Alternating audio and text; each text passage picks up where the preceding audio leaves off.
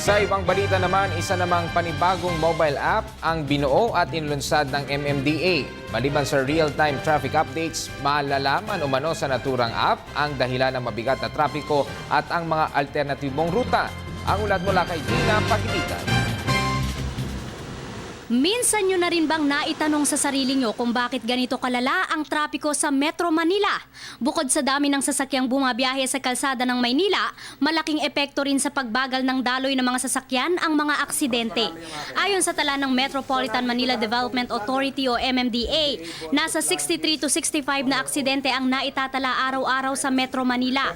Ang 20 to 25 rito nangyayari sa EDSA. Bagamat may mga hakbang na ang ahensya upang malaman ng mga pasahero at motorista ang real-time update sa mga pangunahing kalsada, bumuo muli ito ng panibagong application online.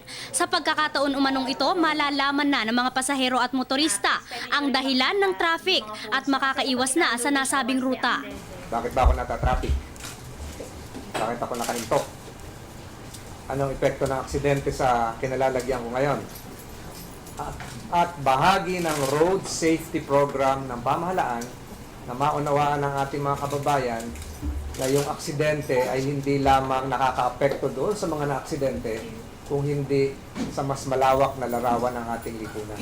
Maaaring i-download ang MMDA Accident Alert sa inyong mga Android phones. Oras na ma-download ito, makakatanggap ka na ng update sa sitwasyon sa kalsada sa Metro Manila. Choice mo rin kung nais mong makita ang mga kalsada sa list o map view. Maaari mo ring makita rito ang mga insidente tulad ng sunog, gayon din ang mga rally, road reblocking at update sa daloy ng mga sasakyan tuwing umuulan at bumabaha. Kung walang smartphone, otomatiko namang makikita sa FB at Twitter accounts ng MMDA ang mga naitatalang aksidente sa mga pangunahing kalsada. Pinag-aaralan na rin ng ahensya ang paglalagay ng pangalan at plate number ng naaksidente sa application at ang posibleng direktang pagre-report ng mga naaksidente. Ilang oras yung traffic, so dapat malagay din yung plate number at yung pangalan ng trucking company. Para alam ng tao, ito si Zen Trucking Company, araw-araw napaplat ito. At hindi na dapat ito siguro magkaroon ng prangkisa.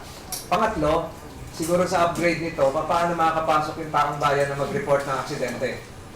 Higit sa mga application gaya nito, wala pa rin umanong tatalo sa masunurin at maingat na motorista. Para sa Telebisyon ng Bayan, ako si Dina Pagibitan.